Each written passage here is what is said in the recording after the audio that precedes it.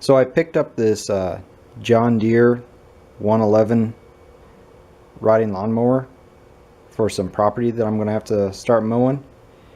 I got a pretty good deal on it, but she's got some issues. She wasn't taken care of very well. A couple of things that I've noticed is that starter tooth is looking kind of rough. Front hood got bashed out. I'm not exactly sure what happened.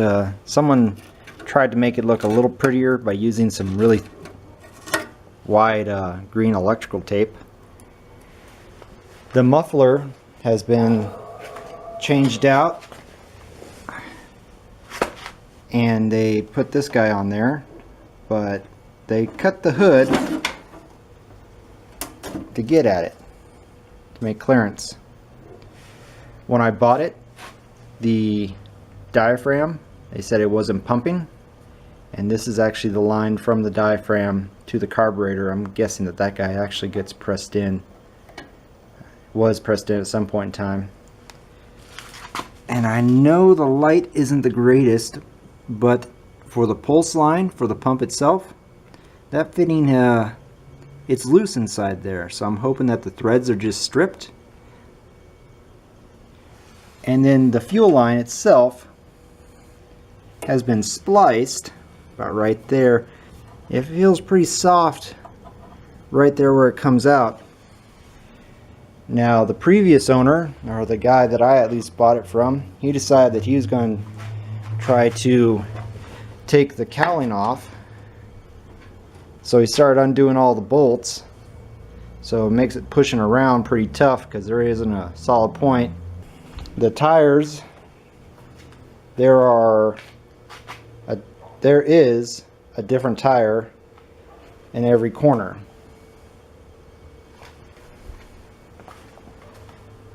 This one's got a leak, and this one is just completely trashed. It's got a big tear on the sidewall. I have some new tires on order. They just haven't come in yet. Alright, so here's the seat. Since the tires were flat and it didn't want to move, I'm pretty sure this is why it's so bent up. But that's okay, we got a new one here. Okay, so for the update, we got it the front end lifted up here in a very questionable manner. I went ahead and took the hood off, and it wasn't too bad. It's just got these two bolts. Make sure you watch out, don't lose this little metal spacer that goes there. That guy goes right in there. The hood itself, I'm going to try to fix it as best I can. One thing I'm going to try to do is, I know the light's not the greatest, but there's a pretty nasty dent in it. I'm pretty sure it's not supposed to be there, so we're going to try to hammer that back down. I started on the fuel line. It was in pretty rough shape. This is the going to the tank side that I went ahead and snipped off. Underneath, I was lucky enough, fuel shut off, petcock, still works. I got that off. Still got the old fuel line running underneath. And so I'm going to go ahead and snake the old one out and put the new one in. I broke some of the plastic clips holding on the fuel line underneath that attaches to the body. I'll just have to make something do with like some zip ties or something, but it goes all the way over and then comes out and right there. This is after pressure washing it. It's still pretty nasty. The mower deck was still attached to it, so I wasn't able to get all the spots. Okay, so I got my new hose connected here. Like I said, I turned the petcock off, but I also placed some of that pig mat down here to collect whatever drops actually fell, and it was pretty minimal. So I'm really not happy about how it routes, because it actually just gets sandwiched under here, and that's how I found it. I'm pretty sure this fuel line has never been touched since it's been new. But if you look at this rod, it connects to the mower deck adjustment height, And so that rod is rotating. So the way they sandwich it in, it's actually right up against a moving part. So I'm surprised this end didn't fail. But we'll just see how it goes. I mean, that's how they had it. Next up is I put a little eyelet.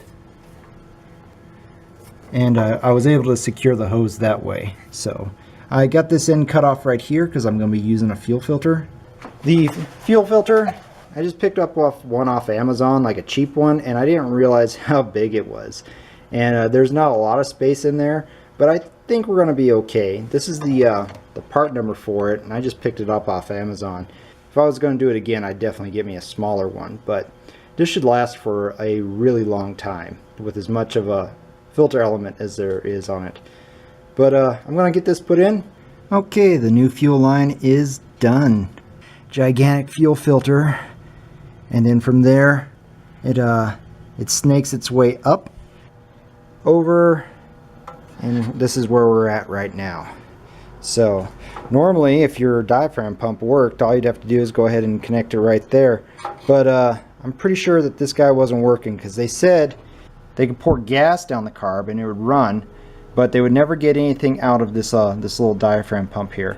So I got on Amazon and I just typed in John Deere 111 diaphragm fuel pump, and this is what they sent me. So we're going to give it a shot. I saw that it was this one, and then there's, if you looked up the Briggs & Stratton 11 horsepower diaphragm pump, it would have this kind of this roundish plastic looking one. Okay, so this is how the diaphragm pump is sitting now that I got it mounted on. I'm going to go ahead and put some of this blue Loctite on there just to keep them from shaking loose. I ended up having to do a couple test runs. I just kept trying to use at least one of the factory mounting holes. You can see one of the factory ones right there. And then I ended up using this one down here. I also tried clocking it around, that right there. Tried drilling a hole, but it was still in the way of kind of like the linkage for the cables. So I'm right. I still got some clearance issues. Let's see if I can do this one-handed. Kind of like right there, but I think if it does hit somewhere, I'm going to do a little trimming and it should be okay on the factory air box. I got ahead and bolted this guy down. I replaced the 3 bolts that was holding it on and added this one right over here. I was having issues because this guy is pretty stripped out.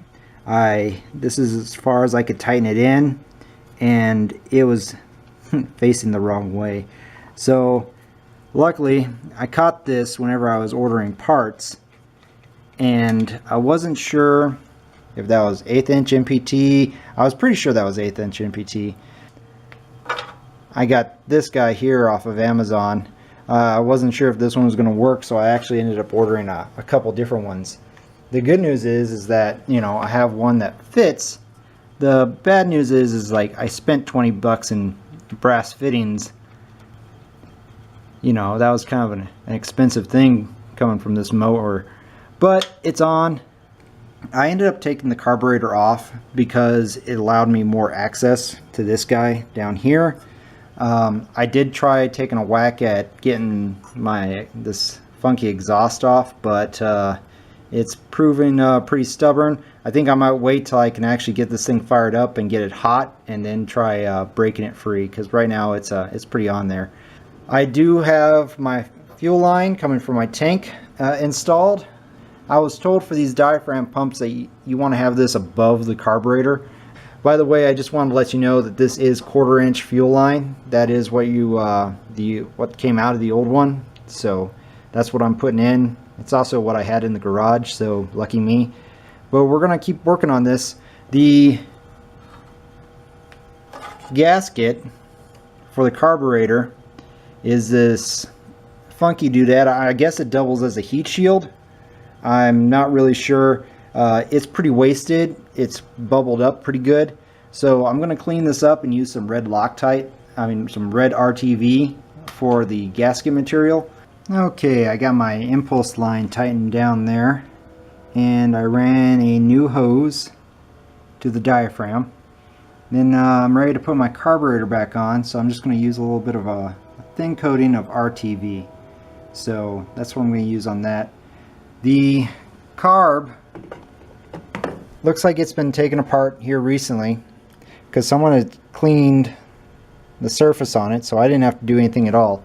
But if you look down inside there, it is just all carboned up. It'd probably make for like a good seafoam video or something like that. I don't know. I got my two linkages for the cable here for the carburetor. Unfortunately, it looks like this little mini return spring that goes back here. It's broken at the end, so I think should be able to make it work since it's just a hand throttle. And then this guy right here, get that hooked back up. This is also part of the vacuum system right here. We'll get that hooked back onto the carburetor. Well, the carb's back on. I of course had to go and cross thread that guy a little bit while I was trying to put it in. I got my linkages hooked back up here. We can see that one in the back towards where the inlet is. That's your choke. Not a whole lot of play in all this, but we'll see what it does. I did some little things as well. I've been going around. For example, this wire right here, it was stretched all the way back, and so I loosened it back up and turned it around to where it gave that wire a little bit more room. Same for what I believe is the kill switch for the coil. This wire was not in its little keeper here. It was all loose, and same goes for these wires right here. They were moved all the way over here, and they were stressed, and it wasn't very good. That's whenever I noticed that my little wire loom protector, this eyelet right here, it was out, and some wires were not where they were supposed to be. So I got that guy popped back in. My starter wire, it was out of the loom, so we'll just fish this guy back in here. That's when I started noticing all sorts of other things. Like, for example, for the solenoid from the battery, yeah, that guy, it's come on, focus, was eaten through pretty good. I can see the conductors. We're going to put some tape on that and pretend like we never saw it. The little wire for the starter, it was out of place and disconnected, so I'm going to go put that guy back in. The little jumper lead for the I believe it's for the ignition, that guy was this part was broken off, so we're going to put that guy back on and be good to go. I'm going to wash these all off with terminal wash. I went ahead and did all the switches up here for the ignition and for the PTO.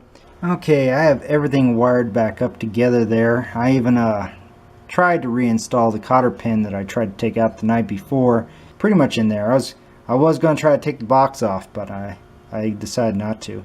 But anyway, I got everything hooked back up to where I think it's supposed to go. The only thing that's kind of concerning me is that this connector here is missing one side of its prongs, and it's for the starter, I believe.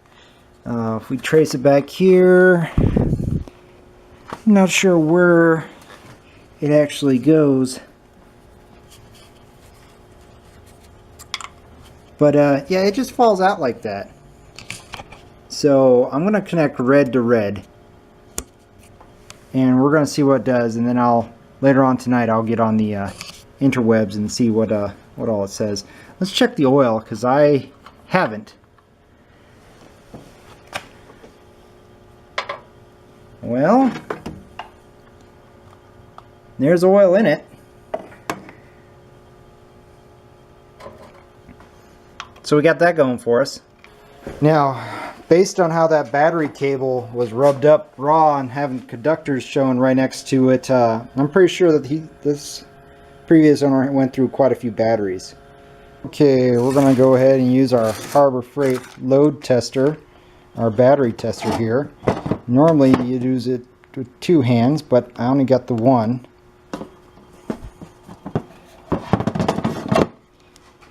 So we'll put that on, Showing 14 volts, testing good.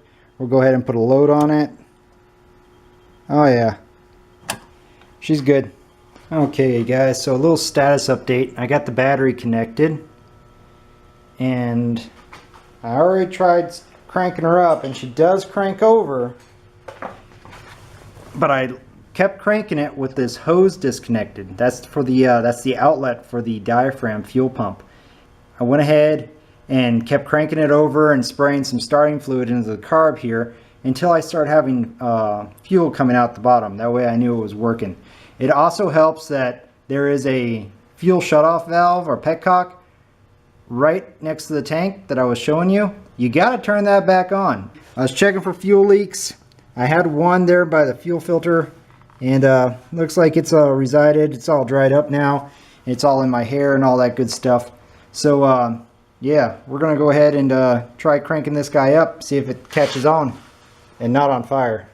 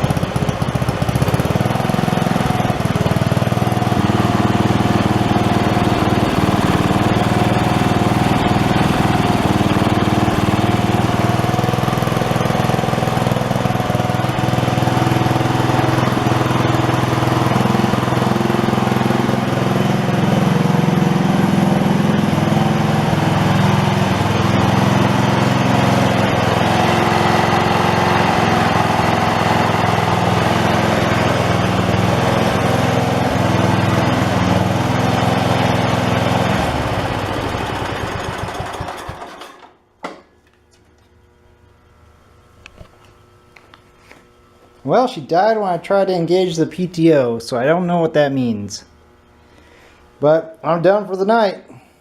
We'll try again tomorrow.